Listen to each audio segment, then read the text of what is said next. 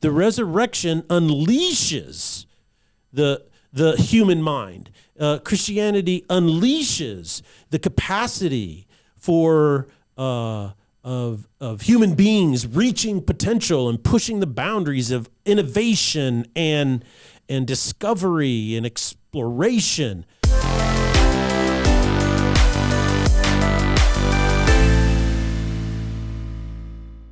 Ladies and gentlemen, welcome to the Salty Pastor Podcast, a podcast dedicated to helping you learn and grow in your faith. It is a journey that you have to do. You have to do the work, but we are here to guide you, encourage you, and challenge you at some points to be the best person in your faith that God has made you to be. My name is Jesse Mayer. I'll be your host, and we cannot do the Salty Pastor Podcast without the Salty Pastor himself, Dr. Douglas Peake. Well, welcome, everybody. It's good to be here with you today. This is Thursday. This is generally known in the Holy calendar as Maundy Thursday. Not Monday Thursday, but Maundy. Maundy, M-A-U-N-D-Y, Maundy Thursday.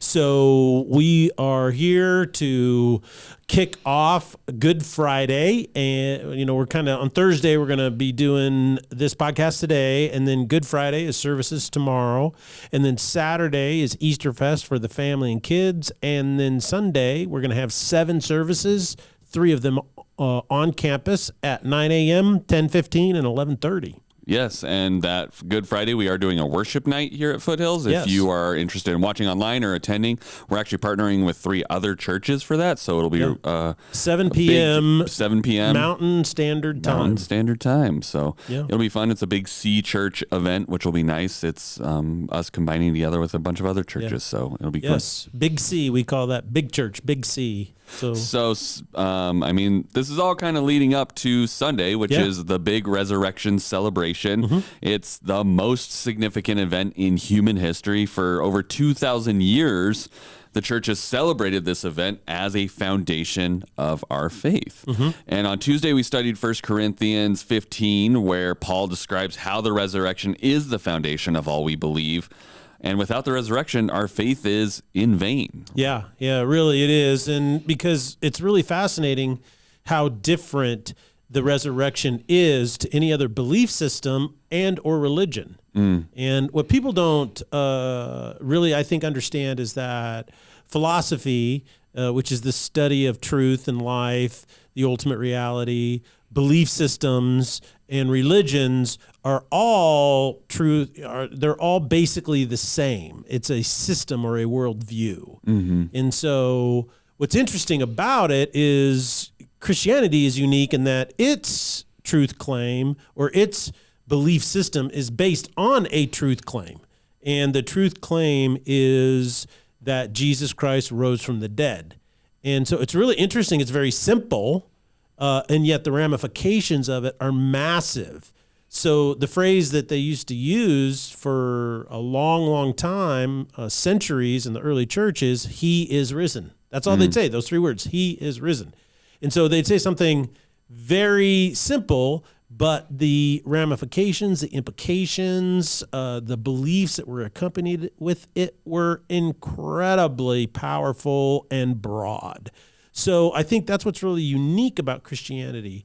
Other belief systems, like for instance, other religions say, well, if you abide by our ceremonies and way of living, life will be better. So if you eat this and you dress this way and you think these things, and so it's basically we're going to tell you how to live, how to eat, and how to think, and you'll be happier. And it's a self-help plan. Yeah, and a lot of people like, well, that works for me, Then you have philosophies of the world, like secular humanism, and you have scientific materialism, and you have atheism, and you have all different kinds of philosophies, utilitarianism, pragmatism, logical positivism, existentialism. You go through all these lists. There are always isms. Why is that? Right. But what happens is in these things, they're saying, well, if you see the world this way, life is better. But what's interesting is that they always become incongruent, meaning that they become illogical and they don't deliver what they promise. And so so Christianity is not really a philosophy, and it's not really a religion. It is a claim of truth. He is risen. Well, and I think that's really important that we also delineate we talked about this on Tuesday, there's people that are supposedly Christians that don't believe he is risen, right?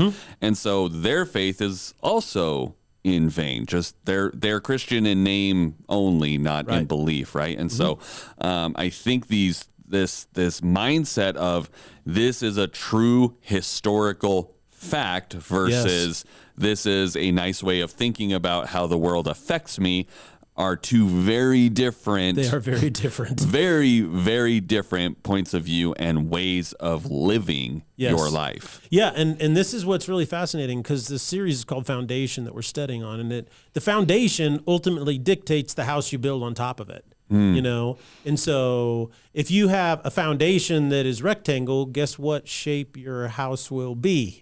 Probably a rectangle. Yeah. I'm not a builder, but that would be my assumption. Yeah, if it's a square, then it'll be a square. If your foundation is a parallelogram, your house is going to come out. Probably a parallelogram. It'll be a parallelogram, if or it's a hexagon. Circle, maybe you're doing a TP or whatever. some sort of dome thing. Yeah, so octagonal, biodomes. But see, that's what's really interesting is that the foundation dictates the house, the shape of the house. Now, you can put all different kinds of finishes in it, and you can have all different kinds of experiences within it, but ultimately, the foundation dictates the ultimate shape. And so when the resurrection is the foundation, what it does is it actually builds a house of freedom, not less freedom. So it's more, not less, when it comes to freedom. See, Christianity is a historical claim, as you said, rooted in a historical event. Therefore, it doesn't focus on establishing a culture of religion. There's a scholar, an academic, his name is Remy Bragg, and he writes for various magazines, and he points out something really interesting. I was reading some of his stuff recently, and very early on in the 2nd century, so this is between 100 and 200 AD, right? Okay. So Paul was probably killed in Rome around 64 AD. And so John, the Apostle John, was on the island of Patmos, wrote the book of Revelation, the Apocalypse, in 92 AD. So very shortly after that, sometime in the 2nd century, there was a letter written, it's called the Letter of Mathetes to Diognetus. And these are obviously Latin names. And it's really interesting that they don't know who wrote the letter. It's not considered like a biblical letter or anything. It's just, one Christian guy writing another. Right. And they don't know who he is. But the writer observes in this letter that Christians don't distinguish themselves from other people by a special abode, meaning a house that has a different shape to it. They don't distinguish themselves by a special language, special attire, or a special diet. And so Remy then Bragg, he encapsulates what this letter says by saying, in a nutshell, across an astonishingly wide range of human activities, there is no such thing as a specifically Christian behavior. There's no desire on the part of Christians to live their concrete, everyday lives in a detailed fashion that sets them apart from other people. He goes on to say, huge chunks of human experience are left outside the pale of revealed truth. So he says there is a revealed truth. What is that truth? He is risen. Now, outside of that is all this freedom. All of these human behaviors are left outside of that. He goes, because it's been entrusted to human intelligence.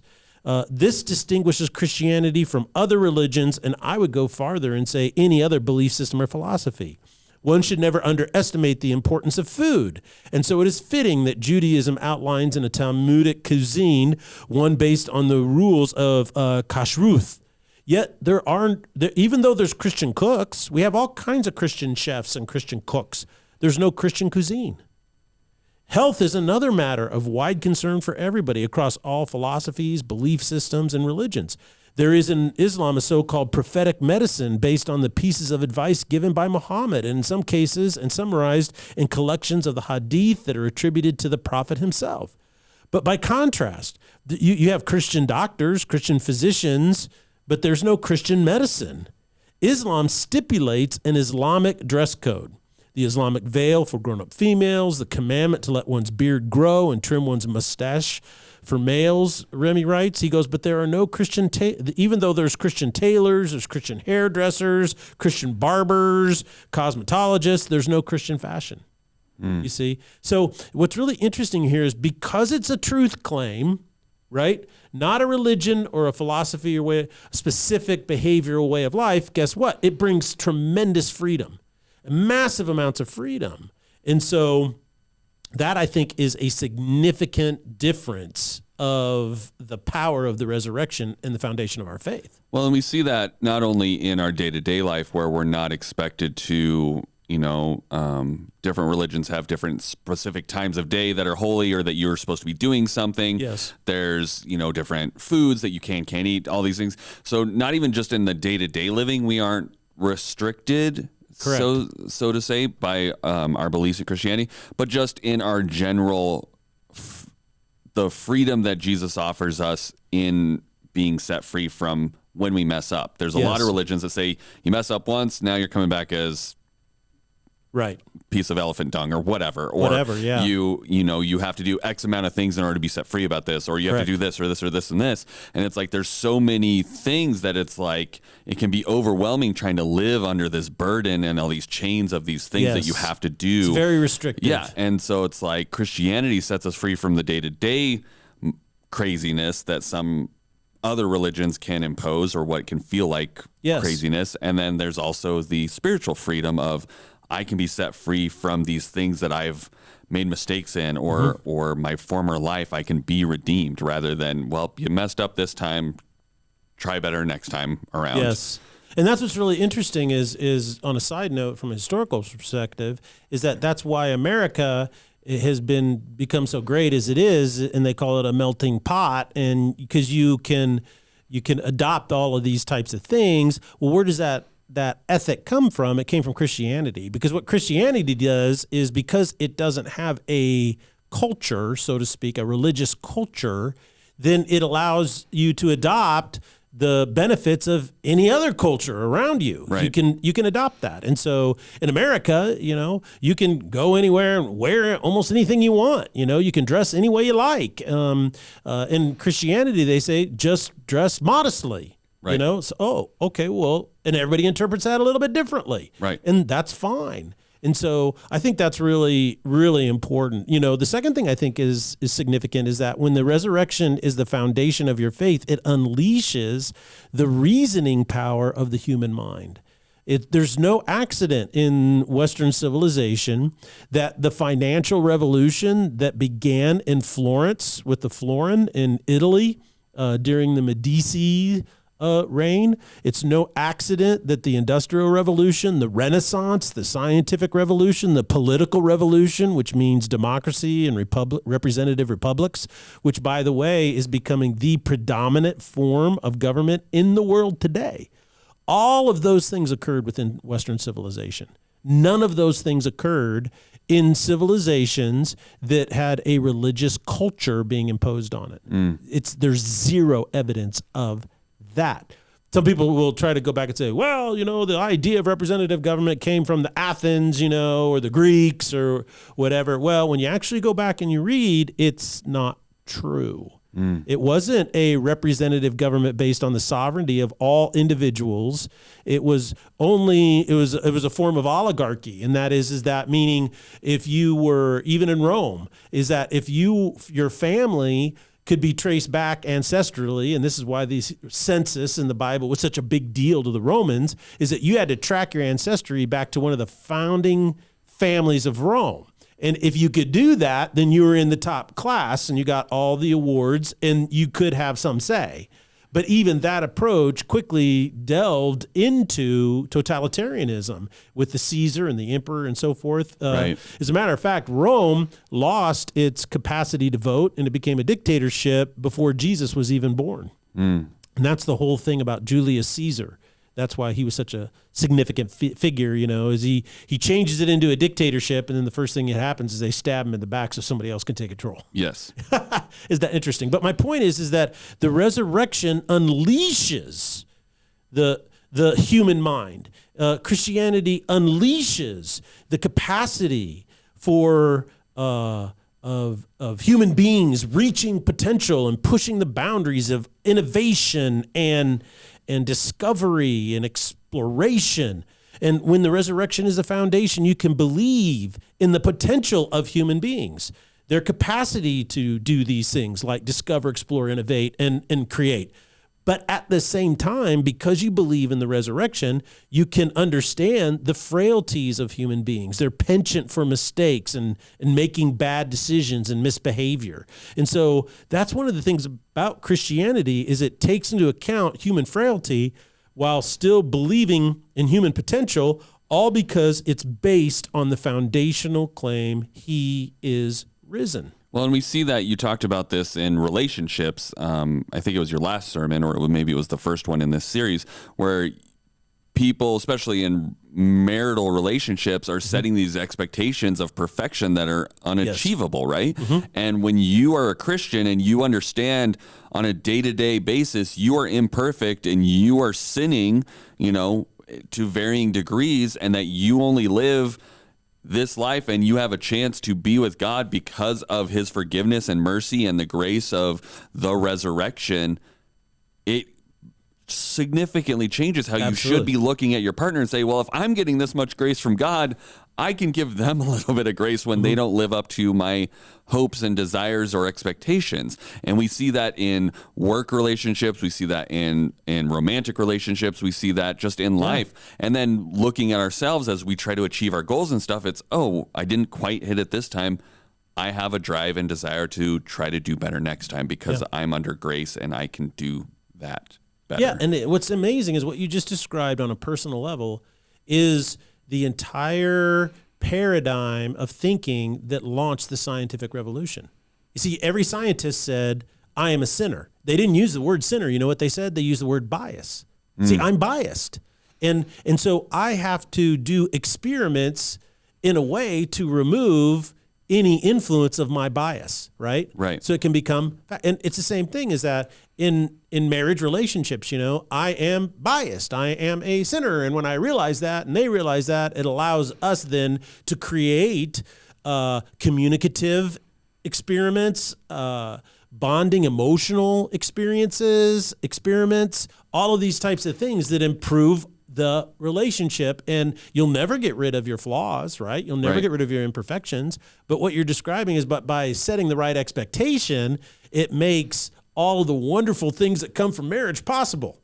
If you keep your expectation high, it steals all the grace and the mercy out of your relationship. Right. Isn't that amazing? It is very amazing. All because the foundation of our faith is he is risen. Yeah. So when the resurrection's foundation, it allows to go a step further. It gives you the capacity to experience and give redemption. It gives second chances, new beginnings. What the resurrection of Jesus does is it gives hope to the hopeless, value to the valueless, meaning to the meaninglessness of life. When the resurrection is the foundation of your life, you can practice authentic diversity and unity. It allows for massive cultural differences in language, differences in expression, differences in art, differences in family, the size of a family, all those kinds of things. It allows for a diversity of food. It allows for a diversity of song, musical expression. It allows for diversity of dress and how people dress, different hairstyles, it allows for different shoes, what kind of shoes you wear. When the foundation is a resurrection, it allows for the creation of different musical instruments, artistic pursuits, artistic renderings, sculptures and paintings and mosaics and reliefs and all these. And today it's movies and song and spoken word. And in Christianity, because the resurrection is the foundation, it allows for, people who come out of the inner city to rap. One of the rappers that my son really likes, my youngest son, is NF. And he's like, I go, oh, that's really edgy. Did he come out of Compton? He goes, no, his name is Nick Feuerstein. I'm like, that's a real Jewish name. Very Jewish name. It's a very Jewish name. But, he raps about that all the way to people who sing opera. and everything in between, country western to contemporary. I mean, the diversity that the resurrection as the truth claim on which we base our faith allows is phenomenal. What it does is it allows, you can go to church here in America, and then you can get on a plane and go to South America and go to church. And I can tell you this, it's going to be radically different. Just a little bit. It'll be radically different there. However, what makes that church there just as vibrant and alive with the Spirit of God as a church in America? What does it? It's because they hold to an objective standard. And that objective standard for every culture, for every church, is that Jesus Christ and Jesus Christ alone rose from the dead. He died on the cross for our sins. So when the resurrection is a foundation, the objective standard for every culture comes. All cultures and all cultural values are not necessarily equal, or should they be? But what Christianity does is it enters into the culture and it influences it for the better, not the worse. It influences economics, social structure. It raises the value of the lower classes and it brings humility to the upper classes. And here's what's really fascinating is that without Christianity, I want people to really listen to this point. Without Christianity, America and its representative republic and its constitution, the basic ideas of democracy would not exist. However, Christianity does not need democracy in a representative republic or even America to exist. It existed before, and if America collapses, it'll exist after until the day Jesus Christ comes again. So I think that's really an important distinction to make, is that without Christianity, none of that stuff in Western civilization that we love today about freedom and sovereignty of the individual and you have rights and all that stuff would exist. However, Christianity doesn't need that stuff because today you look at some of the most totalitarian places in the world today, and what you're going to find is Christianity is growing. For instance, one of the fastest growing churches in the world today is led by women in Iran. Where it is a death penalty to convert away from Islam. And yet it's growing there. Today in China, there's a massive, over the last 5 years, has become a massive crackdown on all Christians. As a matter of fact, China just outlawed the mentioning of the word Christ on any social platform. So Facebook is now censoring the word Christ on Instagram, Facebook, YouTube, all of that stuff. You can't say those words in China. So anything that we produce on the Salty Pastor now, anything that on our services from Foothills Christian Church cannot be viewed. They are filtered out in China because we say the word Jesus all the time. Isn't that amazing? That is amazing.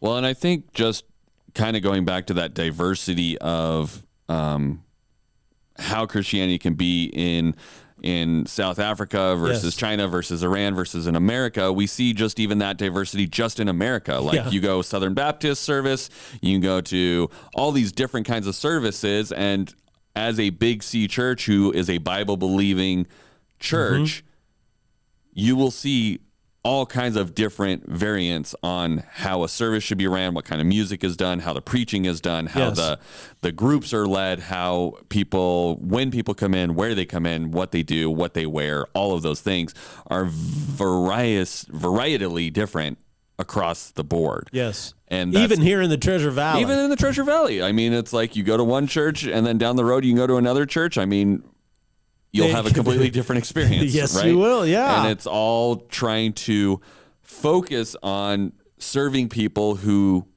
meeting people where they're at and what they find the best. And as long as they're not departing from biblical truth, the biblical truth, that's fine. Yeah. And that's the only kind of freedom you can get in Christianity. Yes. They do not, I mean, I am not as well learned as you are on other religions, but I imagine other religions do not have a lot of variety in how they do things, would be my guess. They are all pretty set in stone in, this is how we do this thing, no matter whether you're in one side of the country or the other side of the country, it's the same everywhere. It's if you go to an LDS ward, you can go to one here in the Treasure Valley, you can go in Driggs, Idaho, in Salt Lake City, or in Indonesia, and it's exactly the same. Exactly the same. Mm-hmm. exactly the same. And so you can go into a mosque, and the prayers that you can pray them in London, England, you can pray them in Yemen, North Africa, you can pray them in, New York City, and they're going to be exactly the same, And so that's important to understand. But Christianity, across the board, Protestant Christianity in particular, just has a tremendous amount of variety.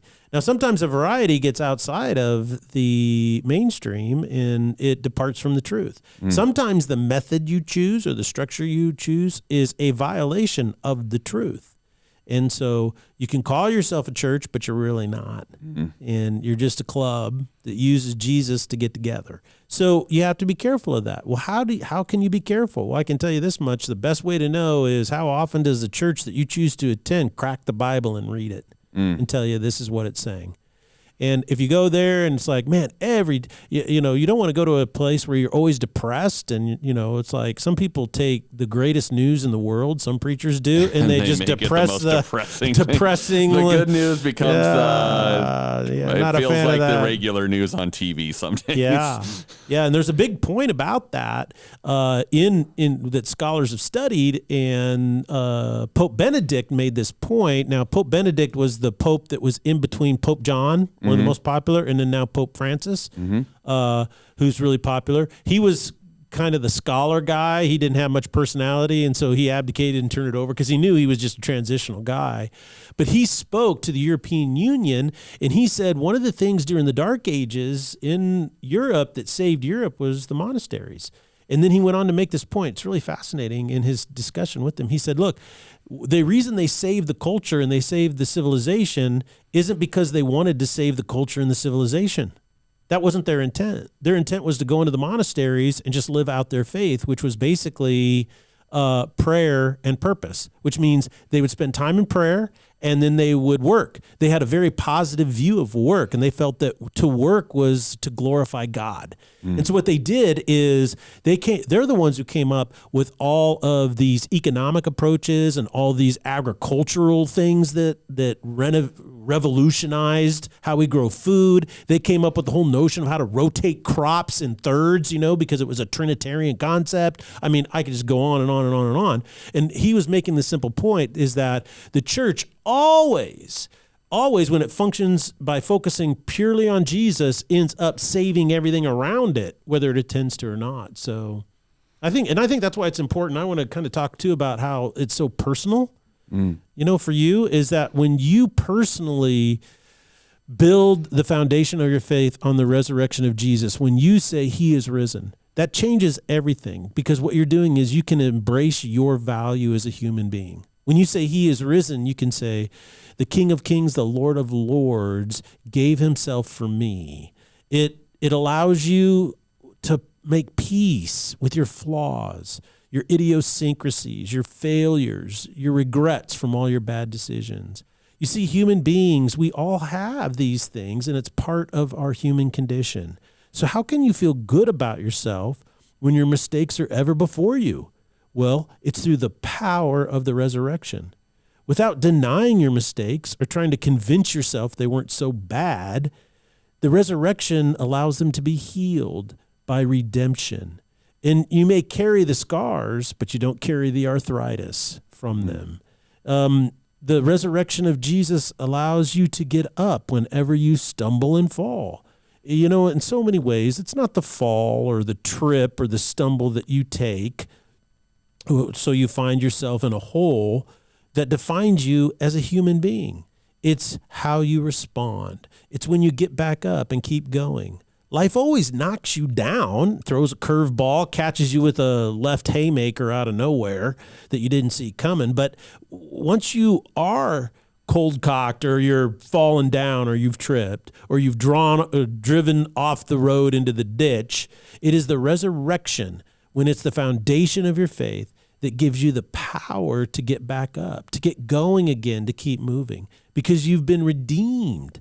You're not living based on your last great success or your last great failure. Those things don't define you. What defines you is the grace of God and the power of his blood that he gave for you and conquered death through the resurrection over the dead. And our inherent souls long for this, Yes. right? We see this in storytelling all the time. If we didn't love watching, Superman fall down, get beat down, and stand back up and go fight for someone. Batman's back gets broken and he climbs up and out. We see these athletic sports stories of people who get injured and they get back up and they go back into the field to do the things. It's like our souls leap for joy when we watch that. We love that, and that's built into us.